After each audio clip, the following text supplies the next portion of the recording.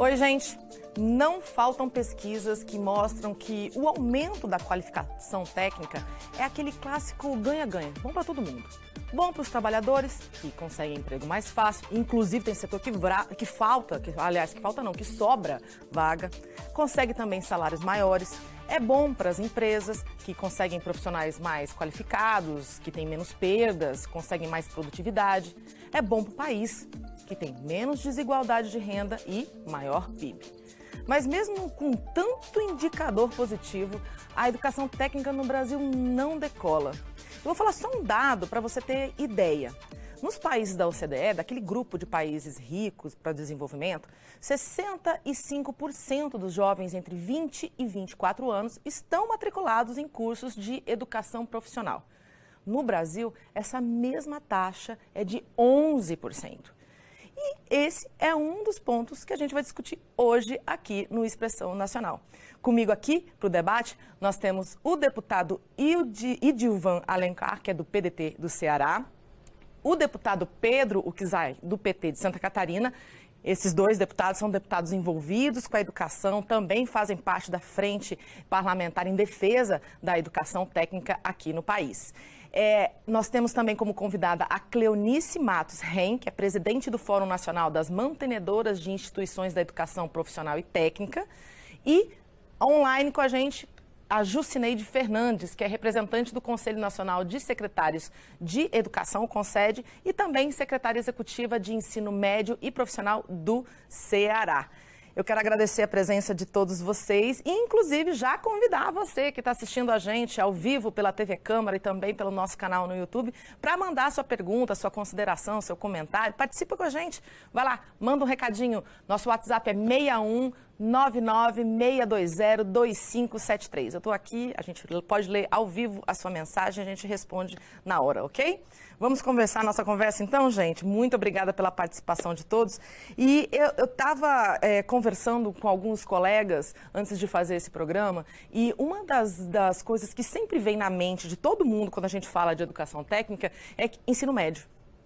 E aí é muito engraçado, porque quando você começa a ver os relatórios, principalmente esses relatórios internacionais da OCDE, você percebe que, na verdade, a educação técnica ela vai muito além do ensino médio. Então, só para a gente contextualizar quem está assistindo a gente ao vivo, vamos explicar isso direitinho? Você pode falar isso para a gente? Posso sim. Então, o ensino médio é a conclusão da educação básica, não é? E a nossa legislação permite 3 possibilidades para o jovem e o adulto, óbvio, que desejem fazer um curso técnico. Permite um curso técnico integrado ao ensino médio, então ele acrescenta carga horária específica para um determinado curso. Permite também que o estudante faça o ensino médio e, ao mesmo tempo, faça um curso técnico, ou na mesma escola ou em outra escola. Esta é a oferta considerada como concomitante. E também é possível fazer o curso técnico subsequente ao ensino médio. Então, ele já concluiu o ensino médio, viu que não consegue entrar no mercado de trabalho, ou então o salário não corresponde às suas necessidades, ele pode fazer um curso técnico após o seu ensino médio. Esse é o subsequente. Cleonice, então pode ser junto com o ensino médio. Isso, que é o integrado.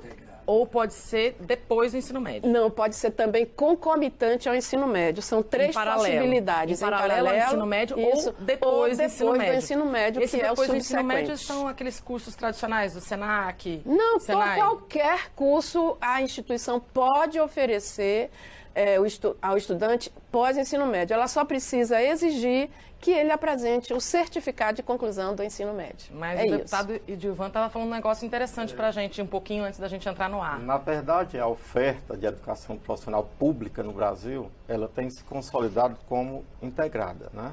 Foi assim no Brasil Profissionalizado, em 2007, Pronatec em 2011. Institutos federais, escolas estaduais de educação profissional, eles apostam no ensino médio integrado. Né? É o que tem acontecido em maior escala nesse país, na oferta pública. Essa oferta subsequente praticamente não está mais acontecendo na rede pública. Né? Alguns adultos procuram estudos particulares, mas na educação pública Então, quem quiser fazer curso integrada. técnico depois do ensino médio tem que pagar. O novo ensino médio, né, que está passando para uma revisão, o projeto de lei já vai chegar esses dias na Câmara Federal, traz a escola como ensino médio integrado. Essa é uma aposta, né, que o Estado do Ceará apostou firmemente desde 2008 nessa modalidade. E a gente tem tido bons resultados e sucesso. Até porque uma economia globalizada, né, preparação para o mercado, novas tecnologias, economia internacionalizada exige uma formação integrada que é mais consistente, na minha opinião. Gente, só para vocês terem uma ideia também da qualificação, é sempre legal a gente lembrar, né, da qualificação das pessoas que participam desse debate, é todo mundo super qualificado, viu? O deputado Edilvan, inclusive, ele é mestre em gestão e avaliação da educação pública, da educação técnica. E trabalhei a educação profissional na minha apresentação na tese. E justamente estudou a questão da educação profissional. A história, profissional, né? Porque esse termo, educação profissional, é um termo recente para falar sobre uma atividade que foi exercida desde o período colonial no Brasil. Já existia educação, em 1800 começa esse processo. Pois é, e quando a gente fala com algumas pessoas mais antigas, mas mais velhas, tipo a minha mãe, por exemplo. Na época da minha mãe, que tem 63 anos, existia uma obrigação no segundo grau, né? Aquela questão de científico, magistério, e depois isso caiu em desuso. Aí que vem a gente apresentou alguns dados no começo do programa e eu queria saber a avaliação de vocês. Falta continuidade disso ou não? Essas mudanças de pensamento no que deve ser feito no ensino médio? Porque a gente está no meio de uma grande polêmica de ensino médio, né? E aí eu queria já chamar o deputado Pedro Kizaia para a conversa, aí para explicar um pouquinho para a gente, porque nessa terça-feira mesmo, foi apresentada pelo governo uma nova proposta, né, de ensino médio. Então, foi apresentado um ensino médio que poderia ter várias vertentes. Aí, esse ano foi o segundo ano de implementação, mas está todo mundo reclamando, parece que não agradou a ninguém. E agora o governo apresenta uma nova versão de ensino médio que vai ser discutida agora na Câmara dos Deputados. O senhor pode explicar um pouquinho para a gente sobre também essa linha do tempo e essa proposta nova do governo? Olha, Dini, eu acho que esse que é o bom debate aqui. Tem o Pronatec, que foi uma experiência extremamente interessante, eu acho que tem que retomar no Brasil. Tem a educação de jovens e adultos, que deveria discutir também formação cidadã e também técnico-profissional. Tem o concomitante, tem o subsequente, mas eu acho que a grande contribuição que o Congresso Nacional deve dar aqui é fomentar e defender a ideia da educação integrada e integral. Em tempo integral, mas uma educação integrada. Eu acho que o Edilvan defendeu um pouco essa tese e eu tenho plena concordância. E a discussão que vem agora do governo do ensino médio tenta trazer um pouco essa ideia para o ensino médio de formação geral, de formação para a cidadania, para formação e preparar para a universidade e, ao mesmo tempo, o debate da formação técnica profissional. Os institutos federais hoje têm uma experiência extremamente exitosa. Elas são consideradas uma das... Se pegar a OCDE e colocar os institutos federais brasileiros, estão entre os 10 países do mundo, se considerassem um país. Então, essa educação integrada, que forma para a universidade, mas também forma para a cidadania, e também forma tecnicamente e profissionalmente, para mim essa é a melhor concepção da formação profissional hoje no país. E a proposta... Até porque oferece uma porta de saída também para o jovem, Pode saída, porque né? senão só fica assim, ó. Vou fazer a escola técnica para melhorar só o salário. Não, tu tem que se colocar como um jovem de 15 anos, 18 anos, 24 anos, ele pode sonhar a universidade também. Pode sonhar, compreender o mundo para fazer suas movimentações nesta sociedade e não só uma coisa tecnicista, vou me formar nessa parte. Então, acho que o ensino médio integrado, ele dá a melhor resposta hoje para o nosso país. Com certeza eu tenho convicção e eu quero dar minha contribuição também nessa proposta que está vindo do governo. Sou relator de 2 matérias do deputado Bacelar, que propõe as alterações do ensino médio. Se a gente conseguir democraticamente chegar a essa concepção de ensino médio integrado, que junta qualificação profissional técnica, mas que junta para a cidadania, para compreender o mundo que você vive, inclusive para mudá-lo, e também para preparar, se ele quer ter o direito a chegar à universidade, ele possa ter uma formação básica geral, de forma universal no país, por isso 2.400 horas dessa formação geral, porque o jovem está em formação. Ele pode fazer um curso técnico agora, pode fazer outro lá, pode fazer outro lá e pode se encontrando e pode se profissionalizando na universidade. Formação técnica profissional também é na universidade. Me formo engenheiro, me formo eletricista, me formo também na universidade. E a grande formação técnica profissional se dá em grande parte no ensino superior também. Eu acho que, pelo que me pareceu, eu dando uma olhada rápida no projeto ontem, é que esse retorno, a possibilidade, na verdade, de transformação de 800 horas do currículo, né, voltando a ser 2.400 horas no total, geral. Do segundo grau, no segundo grau, do ensino médio. Segundo grau já denunciei a idade, né? Mas no ensino médio. E você dando essa possibilidade de 800 dessas horas serem convertidas, né, em educação profissional, essa é a grande jogada que se está tentando fazer, né? Com essa concepção de educação integrada e integral. Tá, eu vou chamar... Isso faz uma diferença grande, é nisso que faz uma diferença grande quando a Dini chamou a atenção das matrículas de cursos técnicos no Brasil e nos países da OCDE, por exemplo, né? Por que é que uma Alemanha da vida tem 65% dos seus jovens fazendo cursos técnicos ao mesmo tempo na educação básica? Por que é que a Áustria tem 86%, por exemplo? Na verdade, o nosso país ele se distanciou muito, porque os nossos jovens, como a gente pode admitir que apenas 11% dos nossos jovens estejam matriculados em cursos técnicos? O curso técnico... Cleonice, eu só vou te interromper, você pode continuar, tá? Eu só vou pedir para, por favor, nosso diretor Chiaro colocar a arte aqui, porque tem tudo a ver com o que você está falando, entendeu? A gente mostra para quem está acompanhando a gente ao vivo alguns desses dados. Esse aí, inclusive, é o relatório da OCDE e a gente trouxe a média, na verdade, porque eles fazem dois números, né? Jovens de 14 a 18 e de 18 de 20 a 24, o Brasil né? só ganha de 3 países. Eu não sei qual é a faixa etária. A gente achou qual injusto. Foi a faixa etária? Esse daqui a gente fez a média dos dois, tanto de 18 a 24. A gente pegou as duas faixas etárias e fez a média. Só que qual é a grande questão? A gente já estava achando super injusto comparar com países, por exemplo, como a Alemanha, igual a senhora falou agora há pouco, entendeu? Aí a gente trouxe também alguns países que são países latinos, né, para a gente ter uma Chile, ideia. Colômbia, né? México, E também trazendo a média da OCDE e um país aí considerado, né, de altíssimo desempenho. Há uma certa justificativa para o Brasil, deputados, chegar a isso. Os cursos técnicos, quando foram criados oficialmente no Brasil, que foram as escolas de ofício, o Nilo Peçanha, no decreto de criação das primeiras 19 escolas de ofício do Brasil, na justificativa do decreto estava lá escrito, olha, esses cursos estão sendo criados para os pobres e desvalidos da sorte. Então, se na justificativa para a criação de cursos técnicos era isso, a classe média queria fugir disso, a elite queria fugir disso. Então, por isso, há um estigma em nosso país e que nós precisamos superar, precisamos vencer. Se os outros países mostram aqueles dados, é porque o preconceito, com certeza, não existe. E no nosso país...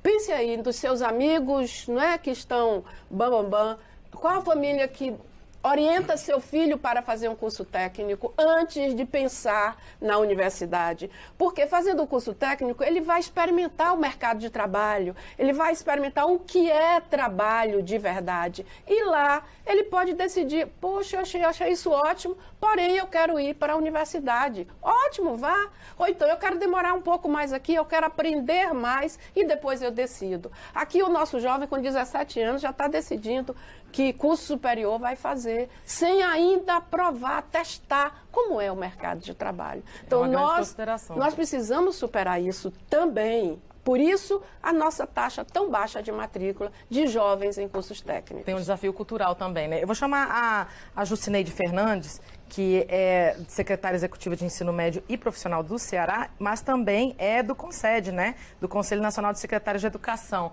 Jucineide, eu vou te pedir para entrar aqui na conversa já com esse contexto que a gente deu aqui agora há pouco, mas eu queria puxar a pergunta para você a respeito da meta Plano Nacional de Educação. Por quê? Porque o Plano Nacional de Educação, ele está vencendo no ano que vem, né? 2024 termina o prazo do atual Plano Nacional de Educação e existia ali uma meta de se oferecer mais de 4 milhões de vagas, na verdade, a matrícula, né? Quase 5, 4,8, né? 408 mil.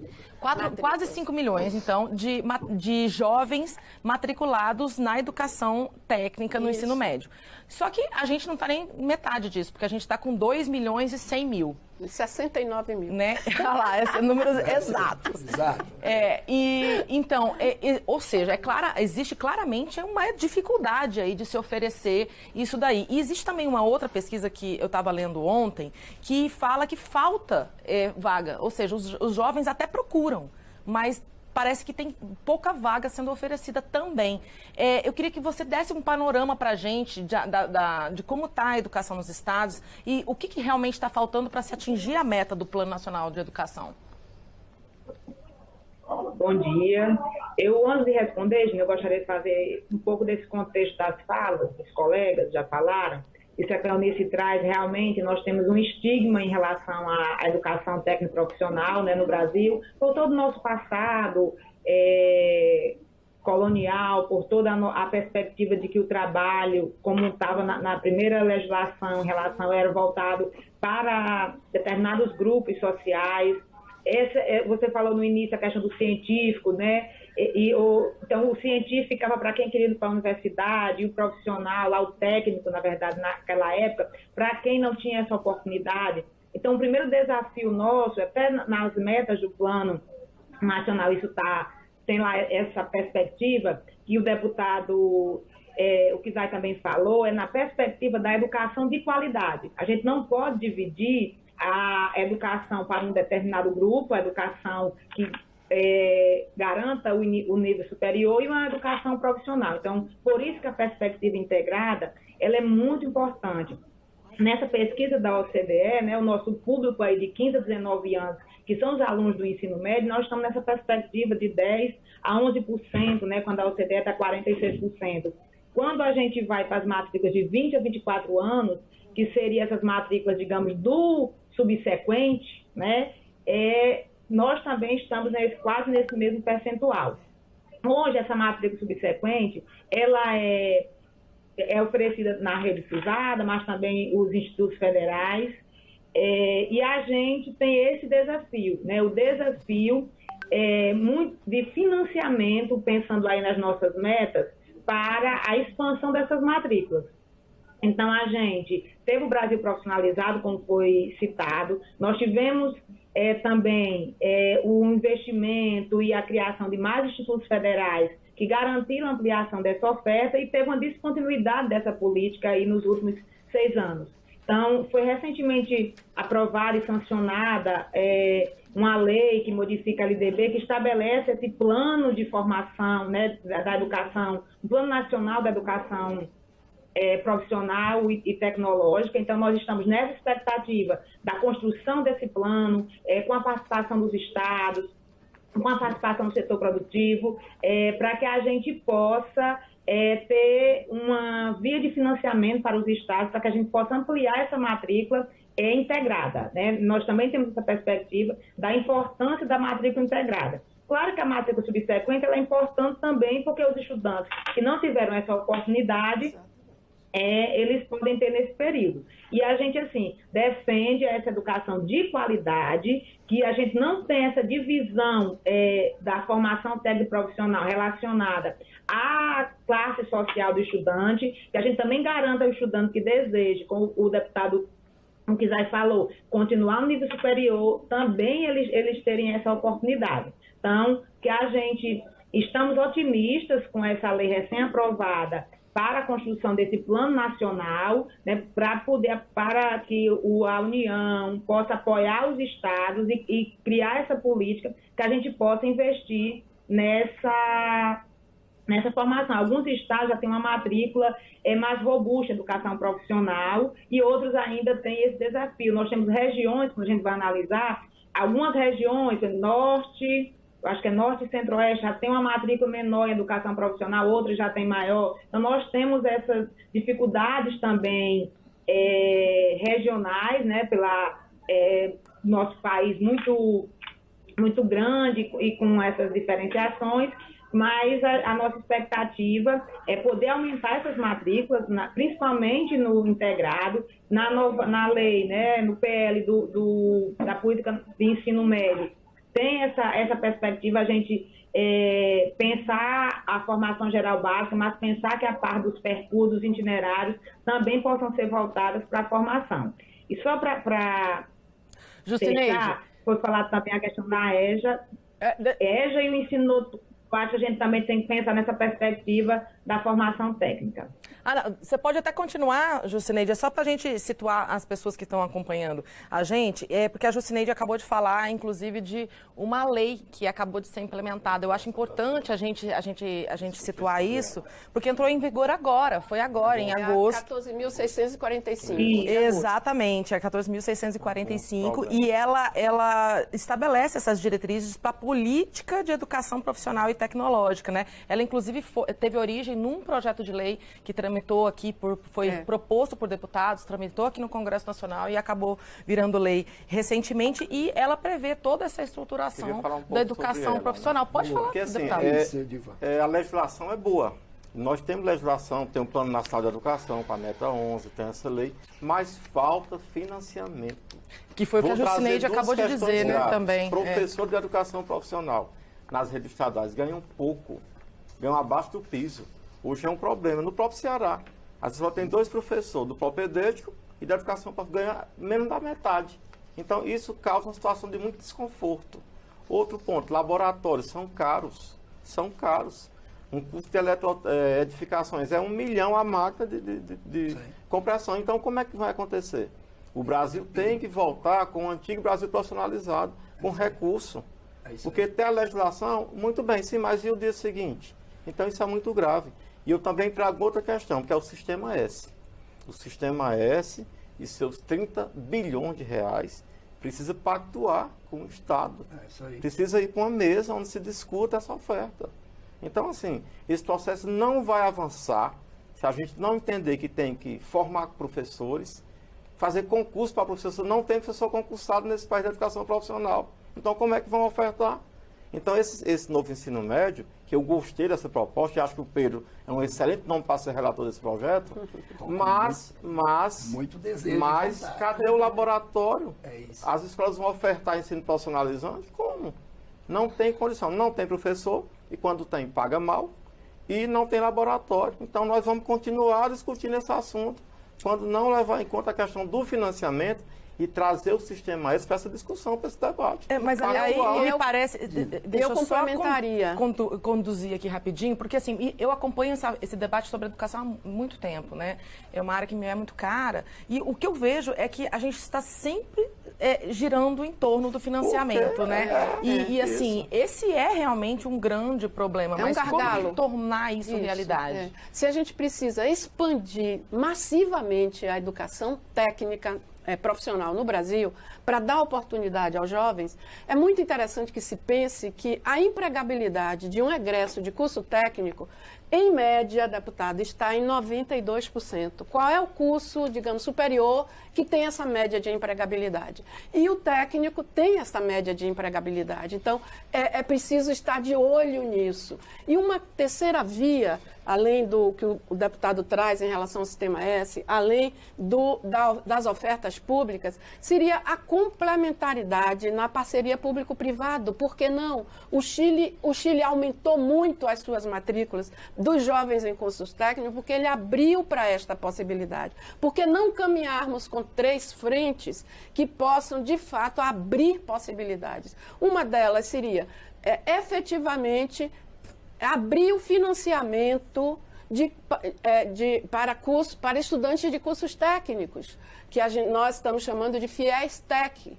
Por que não? A lei do FIES já prevê que financiamento também pode ser dirigido para os estudantes dos cursos técnicos. Não existe nenhum financiamento para estudante de curso técnico no nosso país. E eles reclamam e querem isso para poder fazerem os cursos numa instituição privada, onde a oferta está muito mais alinhada com a demanda.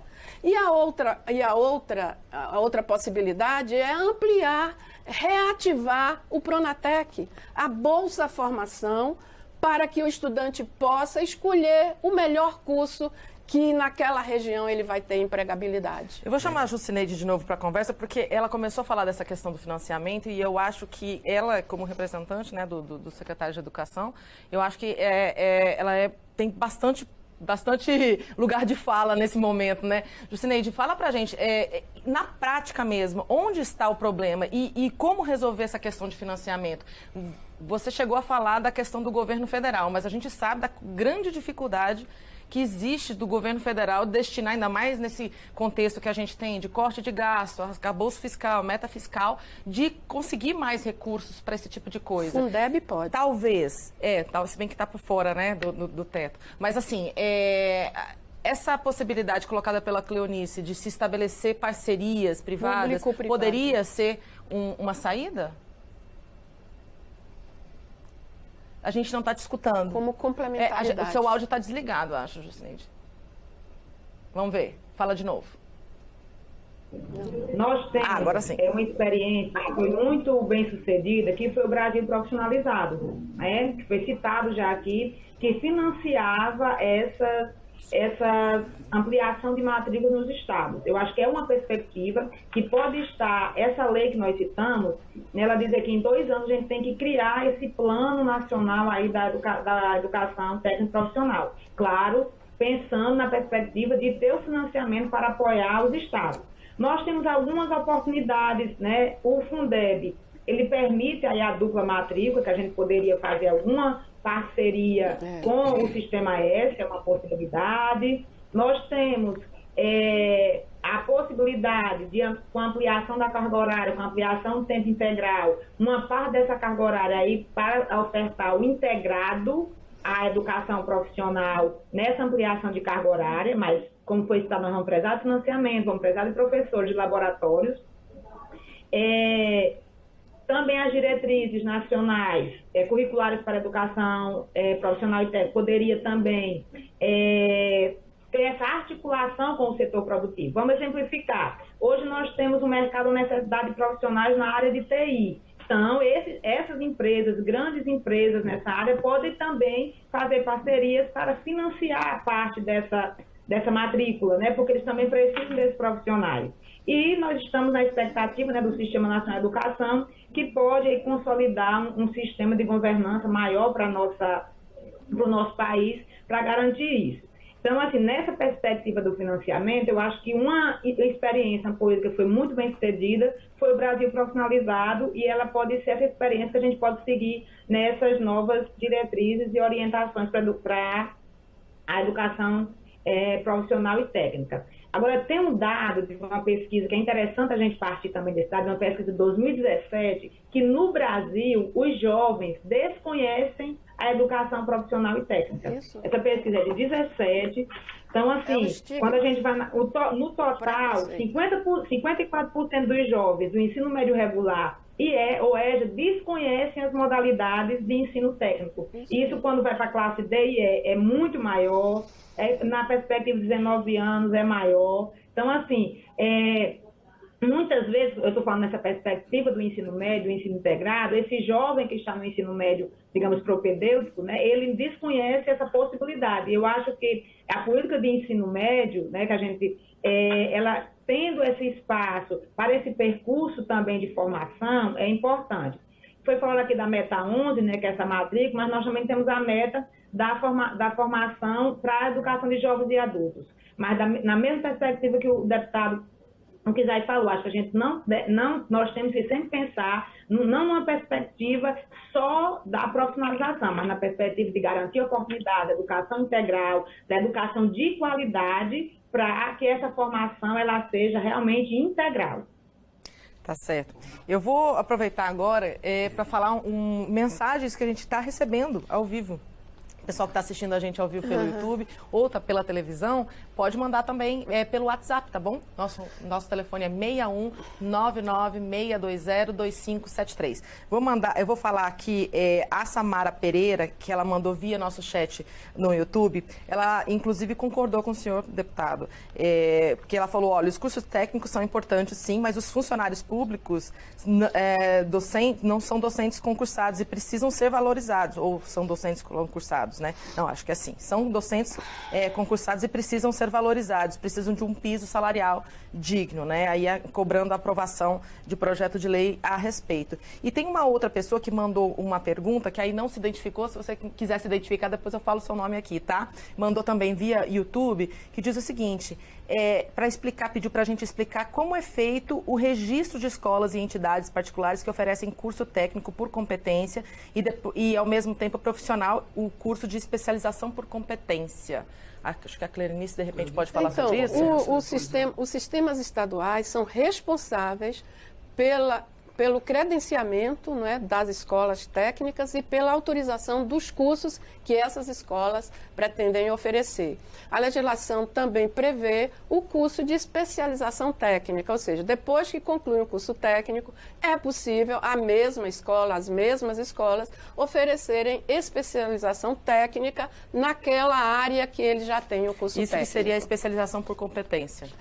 Porque a formação, pela nossa legislação, é para ser oferecida por competência. Os currículos devem conceber, primeiro, qual é o perfil profissional de competências para o técnico em informática, para o técnico em enfermagem. Para o técnico em si, primeira coisa é o perfil profissional de competências. E inspirado no perfil profissional de competências, se elabora o currículo para formar aquele futuro profissional. Tá certo, obrigada. Deputado Pedro Kizai, o senhor falou um pouco da proposta que foi apresentada essa semana pelo governo de novo ensino médio e todos vocês falaram um pouquinho de alguns desafios que essa área vem enfrentando, principalmente na questão legal. Eu estou falando na questão legal mesmo. Você vê, a Justineide falou do Sistema Nacional de Educação que está sendo implementado, tem essa nova lei que está elaborando as diretrizes de educação profissional. Nós estamos no meio da discussão do novo Plano Nacional de Educação, que vai começar a valer em 2025. Então, são uma série de desafios, até legislativos mesmo, para se tentar construir, digamos assim, uma educação um pouco mais robusta nessa área. Eu queria que o senhor explicasse como é que essas áreas vão se articular e de que forma que esse novo projeto do governo entra nesse meio. Eu acho que essa é a questão central, colocar na agenda política das políticas públicas a formação técnica e profissional, incluindo agora no debate do ensino médio, além da formação geral, também a formação técnica. Segundo ponto é essa parte da profissionalização dos profissionais da área técnica que o Edivan colocou aqui, que tem que efetivamente reconhecer e valorizar os profissionais que vão atuar nessa área específica. E terceiro é financiamento. E vamos falar um pouquinho de financiamento. Nós aprovamos uma lei aqui das loterias virtuais, nas BETs, que vai ter lá 1,8% para ensino técnico. Então vai ter um recurso lá, já disponível especificamente para ensino técnico. Nós estamos discutindo uma bolsa permanência e eu sou relator dessa matéria. Desculpa te interromper, deputado, mas esse valor que veio agora, que é novo, né? Ele é suficiente para realmente ser significativo ou não? Já está aprovando agora no Senado, já vai para a sanção presidencial. Não é lei ainda, não. Já aprovamos na Câmara, já foi para o Senado. Vai chegar, ele vai significar alguma coisa mesmo de fato? Pode significar, mas eu estou pegando a cesta das contribuições aqui. Outro debate que nós estamos fazendo, que eu sou relator inclusive, de uma bolsa permanência para os alunos em tempo integral, escola integral, ter uma bolsa permanência para esse jovem ficar na escola. Porque senão ele tem que trabalhar, tem que fazer, então tem que discutir isso, e o governo também, e o Camilo Santana está discutindo uma proposta de bolsa permanência desses estudantes no ensino médio e no ensino técnico. Aqui a Cleonice sinalizou a questão do FIES. Terceiro ponto, efetivamente nós, e aqui o Edilvan, nós deputados, temos que concluir o ano colocando mais 4 bilhões no orçamento e no PPA para a expansão dos institutos federais. Nós temos 680 campos de institutos federais, nós temos que chegar em 4 anos a 1.000. porque senão nós não vamos fazer efetivamente coisa séria. Então, nosso desafio aqui é fazer um esforço, e todos que estão nos acompanhando nesse programa, é articular todos os deputados e senadores para que tiramos lá 4 bilhões da defesa, que tem 59 bilhões, vamos trazer para 55 bilhões, Cleonice, 59 bilhões, vamos trazer para 55 e vamos botar mais 4 bilhões para a gente construir mais 320 escolas técnicas federais no país, para essas regiões que ainda não têm possibilidade de acesso. Esse é o desafio, vamos botar 4 bilhões, eu vou fazer esse esforço para que a gente consiga fechar o ano com esta conquista, com esta vitória aqui no Congresso Nacional, porque senão a gente faz o debate aqui, mas vamos ver se os deputados apoiam, vamos ver se os senadores apoiam, vamos ver se a gente consegue sensibilizar o relator, tanto do PPA, que é o Bom Gás, quanto do Mota, que é o relator do orçamento, de contemplar recursos para expandir institutos e escolas técnicas federais. Me permite, não é só ampliar. Os atuais institutos federais passam por necessidade. Claro, sim. Eles são feitos em refeitórios, então lá não tem refeitório. Tem que se fazer refeitório. Sim. Muitos não têm ginásio. Não tem dinheiro para alimentação de quem está no ensino superior. Agora, eu queria insistir numa tecla que eu já falei. Como é que pode funcionar a educação profissional pública? Com o seguinte exemplo, o Pedro é professor de Química, ganha R$6.000. Cleonice, de redes de computador, ganha R$2.000. Como é que essa equação vai para frente? Não tem sentido isso. Se a gente não ir para essa questão básica e essencial, nós não vamos expandir essa matrícula, não vamos trabalhar novas tecnologias como hidrogênio verde, uma questão de energia solar. Então, assim, a gente tem são questões fundamentais até para a política, professor. Se a gente não tiver professor que seja valorizado, por exemplo, o novo ensino médio tem 24 itinerários. Quem é que vai ofertar a educação profissional? Cadê o professor? Ele vai ganhar quanto? Cadê o laboratório? Então, isso não vai acontecer, nós vamos debater anos e anos, a gente não trabalha. E o Sistema S tem que vir para esse debate. São 30 bilhões no Sistema S. E qual a oferta? Agora, esse é um tema super delicado quando faz o Sistema S. Ninguém quer falar sobre isso. Eles têm que fazer câmaras, conversar com estados, com o governo para fazer essa oferta. Então, assim, a gente vai estudar, ter metas, ter plano, ter leis, e não vamos, porque professor é o elemento mais importante de qualquer processo de educação profissional, de educação superior.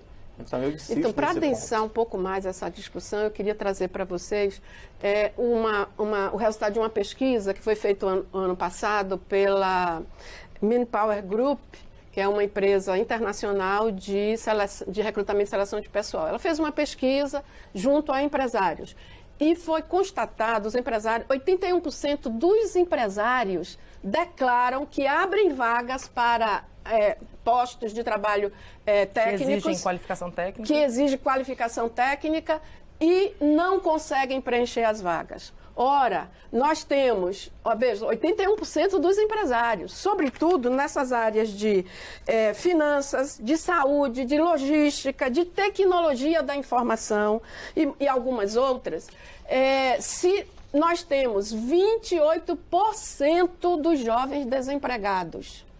Falta qualificação para esses jovens. Então, está faltando política que amplie massivamente a qualificação para esses jovens. E por que nós não podemos partir para financiar aqueles que, das classes C, D e E que possam ter acesso ao financiamento ou uma Bolsa Formação? Só para ilustrar, eu trouxe aqui... foi apresentado na última Semana Nacional de Educação Profissional, pela CETEC, inclusive, os investimentos que foram feitos em Bolsa Formação pelo Pronatec. Olha, nós saímos estávamos em 2015 com um investimento de Bolsa Formação pelo Pronatec em 3 bilhões e 513 milhões de investimento. Sabem qual é o orçamento para este ano, 2023? 32 milhões. É praticamente hardcore, foi caindo, e nós estamos em 38 milhões. No último período, 2015, recorde. Estava todo o crescimento para o Pronatec. Foi. Se muda a Aí conjuntura política. Aí foi caindo, caindo. Se rompe o processo democrático, se tira as grandes prioridades definidas no próprio Plano Nacional de Educação Então, e se produz um retrocesso histórico em todas as áreas. Nós não criamos mais universidade pública, não criamos mais institutos federais, nós destruímos o Pronatec, nós destruímos essas possibilidades O por uma decisão política. O Pronatec, não é uma questão deputado, técnica, é uma decisão política. O Pronatec pode oferecer bolsa formação para os jovens irem para uma escola privada, já porque não? 720 mil contratos de fiéis. Nós baixamos com o governo Temer no máximo 100 mil.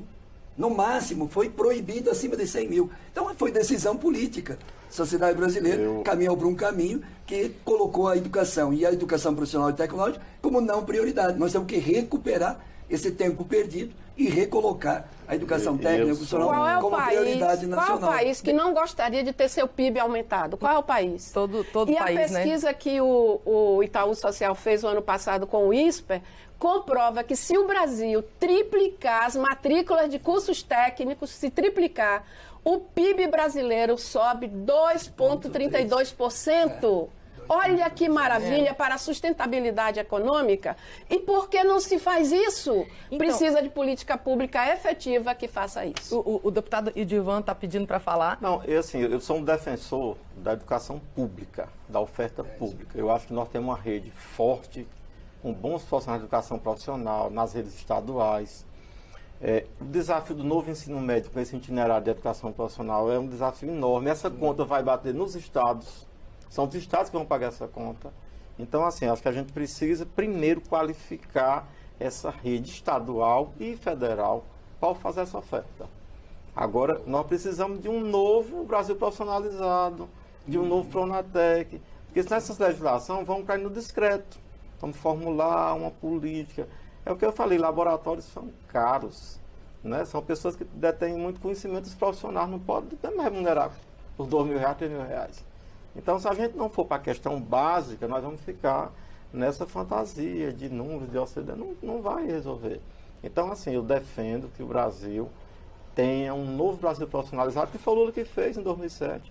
Um novo Pronatec em 2014, então vamos... mais do que nome, é um programa continuado, né? Inclusive, nessa época, profissional, porque os nomes mudam, né? Programa de Estado e não de governo. Estados aderiram ao ensino médio integrado, pouquíssimos estados. O Ceará foi o estado que fez a maior adesão e cresceu a maior rede. Mas estão lá as escolas, Aí eu acho uma boa deixa para a gente chamar a Jucineide. É uma pessoa que participou desse... Ele foi diretor da escola profissional, Jucineide. Foi diretor da escola profissional. Hoje o esposo dela também é diretor. Então ela vive essa questão fortemente. Então estão lá escolas com alta manutenção, o Fundeb dobrou, mas ainda é suficiente para expandir. Nós temos que aumentar em 200% a matrícula da educação profissional. Mas não adianta aumentar essa qualidade, remunerando mal o professor e não tendo laboratórios confortáveis e... Só no papel, né? Não adianta nada fazer um curso no papel, porque até porque a educação técnica é cara mesmo. Para atingir a meta, nós temos que estar 200%, mas só expandir sem dar qualidade, precarizando, não faz sentido.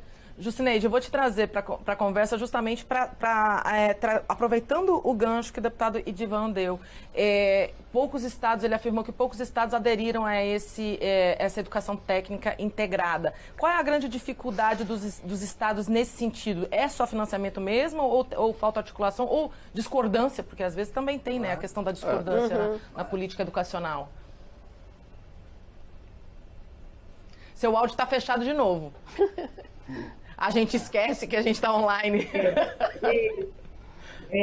Naquele momento, 2007, 2008, né, com o Brasil profissionalizado, eu acho que ainda com essa perspectiva de determinados preconceitos que a gente ainda tinha na educação profissional, alguns estados não aproveitaram essa janela de oportunidade.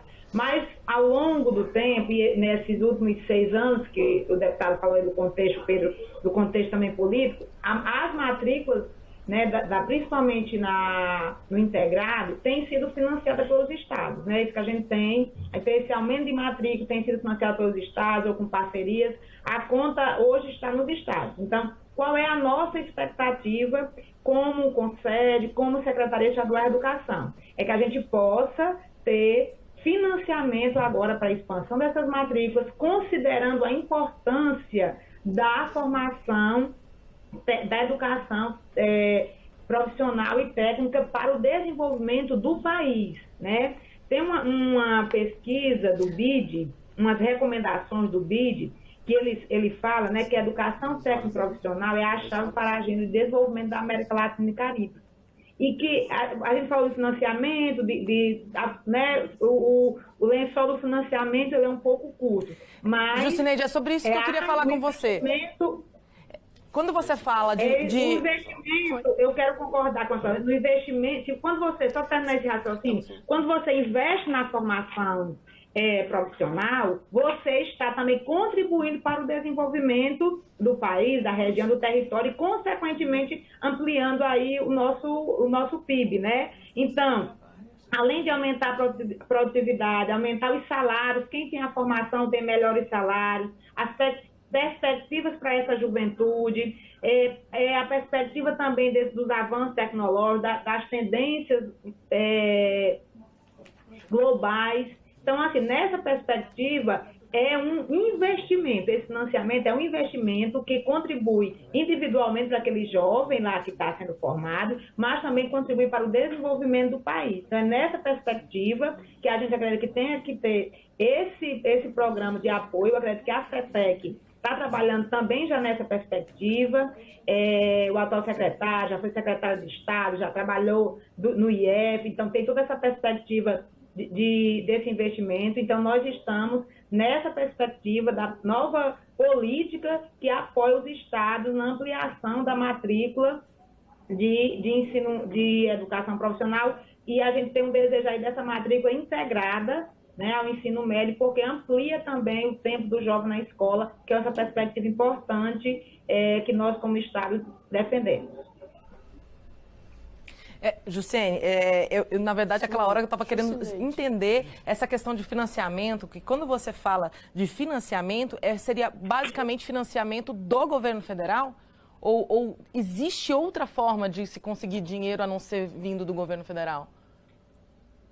Existe, como eu falei no início, pode ser comentado. Nesse momento que eu estou falando, é de uma política nacional que apoia os estados, seria recurso federal. Mas nós temos as possibilidades, né, de aí também com interlocução do governo federal, pode ser também, porque alguns estados já têm feito isso.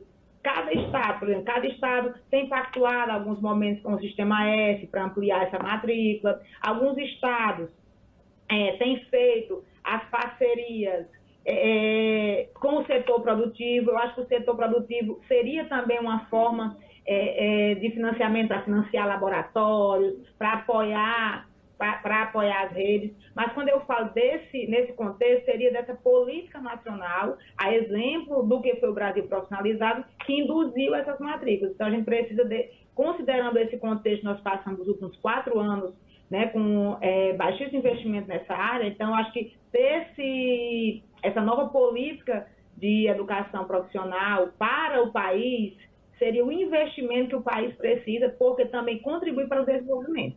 Então, a gente compreende dessa forma e que alguns estados já têm feito essas parcerias com o Sistema S, algumas parcerias com o setor produtivo. Mas a gente acredita que é importante uma política nacional de educação profissional. Tá certo. Obrigada, viu, pelo esclarecimento. Só para complementar, é preciso também buscar os recursos do FAT, a possibilidade de recursos do FAT serem dirigidos para a qualificação profissional dos jovens e dos adultos. O FAT, no caso, é o Fundo de Amparo ao Trabalhador. Tá? Isso. Então, há possibilidade, nós já dialogamos, inclusive, com o Ministério do Trabalho, e eles entendem que é possível. E também, quem sabe, buscar apoio pelo BNDES, que tem lá no seu estatuto, no seu regimento, essa abertura para apoiar a qualificação profissional de trabalhadores, de pessoas que queiram entrar no mundo do trabalho. Então, tem mais algumas possibilidades de buscarmos financiamentos. Por que não? Nós precisamos juntar forças para que isso efetivamente seja viabilizado. Só para a gente, antes da gente fazer as considerações finais, que agora a gente já está acabando o programa, mas o pessoal da internet que está acompanhando a gente ao vivo pelo YouTube está mandando muita pergunta, deputado, a respeito do projeto de lei 2531 de 2021, que institui o piso salarial nacional para os profissionais que trabalham nos setores técnico e administrativo das escolas de educação básica, e que esse projeto de lei estabelece o piso inicialmente em R$ 2.164. O senhor é o relator, do projeto na Comissão de Educação, e aí está todo mundo em polvorosa cobrando um parecer do senhor sobre o andamento do projeto. Esse é um projeto importantíssimo para o país. É que pela primeira vez a gente está trazendo visibilidade para profissionais da escola que eram invisíveis. A merendeira, o porteiro, o secretário escolar, né, o cuidador, são pessoas invisíveis na escola. E o Fundeb, que nós aprovamos, coloca profissionais da educação. Então nós temos que criar um piso. Eu fiz a audiência pública semana passada, e esse relatório, sexta-feira, vai estar pronto ainda para ouvir sugestão de parlamentares e das entidades, a gente protocolar, e a gente aproveita para pedir apoio. Claro, meu parecer é pela aprovação. É um projeto importantíssimo, a gente dá luz a esse profissional da escola, o técnico, né, a merendeiro, o porteiro, o motorista de transporte escolar. Então, é um projeto inédito, por isso essa mobilização nacional, e eu tenho a honra de ser relator, e vamos trabalhar pela aprovação. Isso aí, então já fica o spoiler aí, gente, tá? Sexta-feira, podem cobrar do deputado, que vai ser publicado no sistema o relatório, e aí vocês podem olhar, inclusive mandar contribuições. No nosso site da Câmara dos Deputados tem aquela possibilidade de você mandar o comentário, fazer a votação na enquete, cobrar o deputado, então vocês fiquem à vontade para fazer a participação mesmo e cobrar o deputado. Eu queria agradecer demais a participação de vocês, mas antes da gente encerrar, só fazer um minutinho para considerações finais de cada um, pode ser? Eu vou começar com a Jucineide, que está online, que eu acho que para ela fica mais complicado de ser a última. Jucineide, suas considerações finais. A gente agradece, né, o Conselho agradece de estar participando desse debate. A nossa perspectiva nessa perspectiva da política nacional, que possa apoiar os estados para ampliação das suas matrículas no integrado, mas a gente também tem uma preocupação a gente quer colocar no debate a questão da EJA também, que é meta também do Plano Nacional de Educação, e também do ensino médio noturno. A gente pensa que o ensino médio noturno, a perspectiva na formação técnica, é uma perspectiva importante. E a gente queria encerrar com recomendações também para o Brasil, da OCDE, do Banco Mundial, né, que falam que a expansão qualificada, né, da educação profissional e técnica no Brasil são agendas de oportunidades para os jovens brasileiros. E o investimento, né, não seria um grande investimento do PIB, e como já foi citado na pesquisa pela Cleonice, se reverteria também em aumento do PIB, da produtividade, aumento dos salários, né, dos jovens. Então, a gente pensa que, enquanto Estado, a gente está pensando nessa matrícula do jovem que está no nosso ensino médio, mas também nós não podemos esquecer, né, das matrículas subsequentes, dos jovens que já concluíram, que isso pode ser feito em parceria também pelos institutos federais, né? E também quero trazer novamente aí a questão da EJA e do ensino médio noturno, que são desafios que a gente pode qualificar com essa oferta de educação profissional. Então, a gente agradece a nossa participação nesse debate. Obrigada, Jucineide. Passar para o deputado Pedro Kizai, considerações finais. Eu acho, Dini, obrigado por essa oportunidade, e tenho duas considerações finais aqui. A primeira está claro. Temos que juntar a sociedade brasileira, os agentes públicos, entes, né, todos da sociedade que estão discutindo a educação, tanto o setor privado, Sistema S, as escolas públicas, as instituições federais e o governo federal, para coordenar um sistema nacional e colocar na agenda das prioridades educação profissional, técnica e tecnológica. Em primeiro lugar. Segundo, não discutimos aqui, mas serve para um outro debate, que é, efetivamente, quando estamos falando em formação técnica profissional, esse mundo do trabalho agora, é efetivamente repensar as grades curriculares dos cursos, tanto técnico quanto de ensino superior. Quem sabe nós precisamos menos de análise física do solo e química e mais biológica do solo diante da nova conjuntura de transição ecológica, de uma agricultura regenerativa. Na área da transição energética, quem sabe nós precisamos toda a área técnica, de técnicos em implantação de usinas solares. Nós estamos com falta de trabalhadores nesta área e eu apresentei um projeto aqui, nós estávamos se deparando de 56 bilhões num projeto de renda básica energética, nós estamos deparando, não tem técnicos formados. Então, quem sabe é rediscutir a formação técnica profissional para o mundo do trabalho, para a cidadania e para a sociedade que a gente quer. Por exemplo, uma sociedade que enfrenta o aquecimento global tem que ter uma nova indústria, uma neoindustrialização no país, com bases no quê? No cuidado com o meio ambiente, no cuidado com o aquecimento global e com o cuidado de uma indústria verde, da bioeconomia, da biotecnologia, da transição energética. Ou seja, é um mundo que se abre também na área de formação técnica profissional, porque senão nós vamos formar técnico que o mundo não quer e que o próprio reproduz um mundo que também a gente não quer. Vamos transformar o mundo com novas profissões e com novas formas de se qualificar profissionalmente para ajudar a mudar o mundo. Obrigado. Obrigada, deputado. Cleonice, suas considerações finais. Agradecendo a participação nesse rico debate, eu queria fazer duas observações finais. Uma delas, olha, o presidente Lula lançou o PAC 3, né? Para este PAC 3 efetivamente dar os resultados que o Brasil precisa, mão de obra qualificada é necessário. E nós estamos tendo uma possibilidade de ter um apagão de mão de obra técnica no Brasil. Então, políticas públicas que venham efetivamente trazer, massificar, ampliar massivamente a formação dos nossos jovens e dos nossos adultos para a ocupação em postos de trabalho. E, para isso, é importantíssimo que as políticas públicas valorizem, fortaleçam as escolas públicas técnicas de educação profissional, tanto as federais quanto as estaduais, e alguns municípios até estão oferecendo também. E aliar a isso a parceria público-privada, porque pela velocidade, pela rapidez que nós precisamos, o privado pode ajudar o Brasil para triplicar as suas matrículas. Então, Fiestec para os nossos técnicos, não é? Porque nunca foi oferecido, e reativação do Pronatec para aqueles que precisam ter bolsa para cursar fazer um curso que tenha alinhamento com o mercado de trabalho. Obrigada, Cleonice. Muito obrigada. Deputado Divan. Agradeço a oportunidade. Não vou gastar nem um minuto. Institutos federais, dinheiro para recompostamento, para pagar auxílio, alimentação, fazer restaurante, recompostamento. Estados, dinheiro para fazer laboratório e comprar equipamentos. Sei lá, o BNDES do Mercadante, pode ser. Dinheiro. E olhar para os professores da educação profissional. Tem que ser valorizados. Estudantes, bolsa. Eu acho que o ministro Camilo vai deixar esse legado histórico junto com o Lula da educação brasileira. Empresários, casamento no civil e no religioso com a educação profissional. Boa.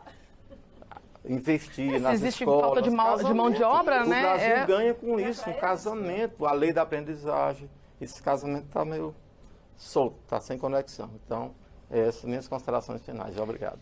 Gente, eu queria agradecer demais a participação de vocês e também a você que acompanhou esse nosso debate aqui sobre esse tema super importante. A gente lembra aí que apenas 2 a cada 10 jovens vão para a universidade, né? Ou seja, os 8 ficam, né, no mercado ou ficam sem fazer nada. Então, é um debate super relevante esse que a gente teve aqui de educação técnica. E fica aí o nosso convite para você acompanhar os debates sobre os desdobramentos do novo ensino médio, que ainda vão ser discutidos aqui, e todas essas demandas que a educação profissional tem junto aqui no Congresso Nacional. Eu fico por aqui, até a próxima. Tchau, tchau.